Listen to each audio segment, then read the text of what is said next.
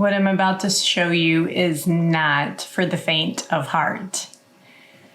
Guys, I ignored my kombucha for at least 8 months. And as you can see, I had a really big one. So do you want to see what happens when you ignore your kombucha that long? It's gross. So I'm about to take this off. Would you look at that mother? Let me just put my hand there for scale. It's quite big. It literally goes to the bottom. It's hung up on the spout. Guys, I need my vessel though. I'm home all the time now. I want to get back into my kombucha making. I have to figure out how to get this thing out of here without like breaking it. So we're gonna do that. I think what my plan is, it doesn't smell bad. I mean, it smells like kombucha, SCOBY. I'm gonna dehydrate it. There's no mold or anything like that on it. It's basically already half dehydrated, probably itself. There's a little liquid still in the bottom.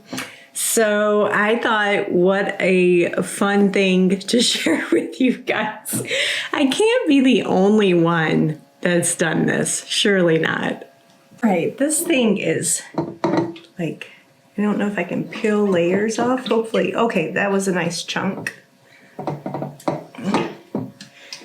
I can break it some more.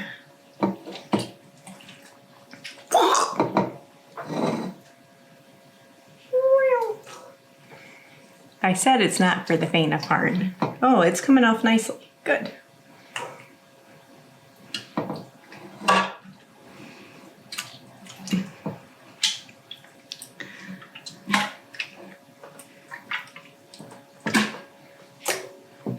So I think I'm going to dehydrate a lot of this. And I was researching all kinds of fun things to do with dehydrated kombucha SCOBYs. And if you guys have been following me, you know I really enjoy, like, not this old stuff. I'll just give that to the chickens. Well, that was a whole lot easier than I thought it was going to be. If you have been following me for any length of time, you know that I enjoy making my own beauty products and all that kind of stuff.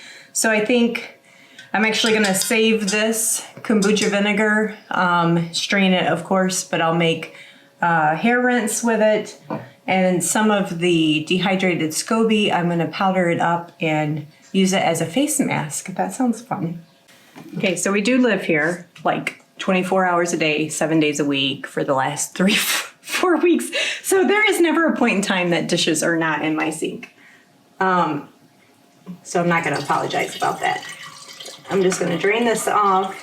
And I do wanna wash it really, really well. I know a lot of people don't wash their kombucha vessels, but I am, just because I don't know how much sludge and stuff is in my spout. So I'm gonna wash it really good. I'm actually gonna show you guys how I'm gonna start a brand new kombucha using the store-bought kombucha.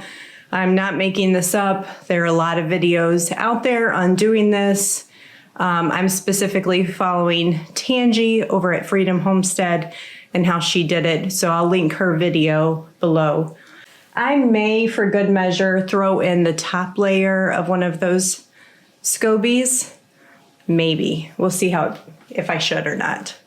I'm sure once I do, somebody's going to comment, you shouldn't have done that. But it's not going to hurt anything, I guess. Okay, so I'm going to make a gallon batch to start off with. So I'm going to heat up a gallon. I should measure this real quick and see how much this is. So I'm just using a plain, non-flavored, store-bought kombucha. Get that mother shook up. Oops. Guess you shouldn't shake kombucha, should you?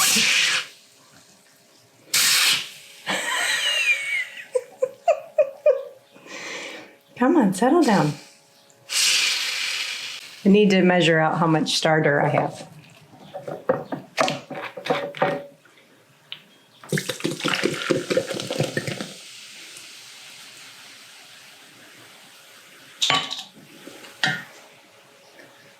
Okay, so that's right at 2 cups. So you just need like a cup for every gallon or so of kombucha that you're starting. And there's different rules for everyone. This is what I do. A cup of starter to a gallon of tea. So I'm gonna measure off 2 more quarts of filtered water.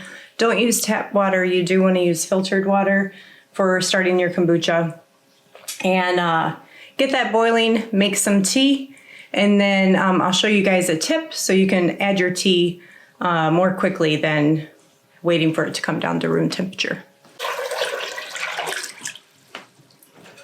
So next I'm going to, hold on a sec. Most kombucha calls for black tea. I've never done that. I always use just I don't know, is Earl Grey a black tea? I call it a green tea. I'm just using my loose leaf Earl Grey, and I'm measuring out 16 tablespoons. So that's 8. And I'm just making just some homemade Diddy fake tea bags with some muslin. And why I'm measuring out, I know somebody probably is thinking, oh my gosh, 16 tea bags worth is a lot for a gallon, but I'm making a tea concentrate. So we'll be adding a gallon of water yet to this. Okay guys, the water's just at boiling, so I'm just gonna drop the tea bags in, give them a little dunk so that they settle. And like I said, I'm gonna just turn it off now and we'll let those steep for 5 to 7 minutes. Lunchtime daybreak activity. So Todd is in here making lunch while I finish up. I did choose to save a good hand-sized piece of one of my SCOBYs. So while the tea's finishing steeping, I'm gonna just put that in the jar with the starter. I'll just give it an extra kick to get going. All right, I'm just pulling the tea bags. And I'll just give all this to the chickens, they like it. All right, and as mentioned, I will add 2 cups of sugar. This stir to dissolve.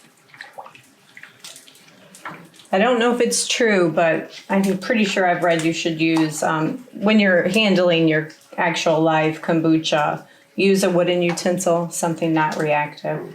So this is really hot, and you definitely don't want to add this to your active starter. So what I'm going to do is I'm going to, after the sugars dissolve, pour this off half and half into another container, and then we'll cool it down and shock it with some ice water. All right, so I've already poured off 4 cups of ice water in here.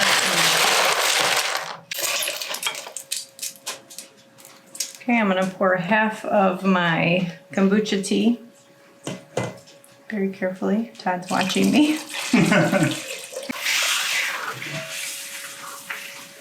All right, I'm gonna add the rest of my 4 cups of water to this one. And more ice. 4 more cups of ice. I think I learned that tip, by the way, from VW Family Farm. So I'll leave the link to their channel below too. So Andrea, thanks a lot. Alrighty. I mean, it's literally the matter of 2 minutes to get your hot tea at the right temperature. I used to boil it, wait all day for it to cool down. Till I learned that trick, I'm like, oh my gosh, it's genius. So I'm just gonna pour this into my kombucha vessel. Todd's helping.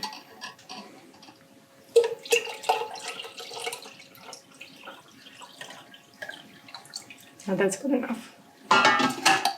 Teamwork. Looks the dream work. All right, guys, that's a quick way to get like if you do it like me and you do big batch kombucha, get your big batch kombucha going right away versus starting it from absolute scratch again. So again, I use 2 cups of starter from the homemade or store-bought kombucha. I doubled my batch of tea to account for the 2 cups of starter, added back a chunk of my original SCOBY, and it was a fresh layer from Probably not the exact top, but that middle, not quite the middle, underneath that exact top layer. Just because I didn't want the dryness of the SCOBY. I wanted it to be very healthy. And I'm gonna let this sit now for probably 5 days, and we'll check it and see how it's doing. So follow me guys over on Instagram. That's where I post a lot of my updates. And I love to post my Instagram stories of pouring off my kombucha and seeing all that bubbly fizz. All right guys, talk to you later.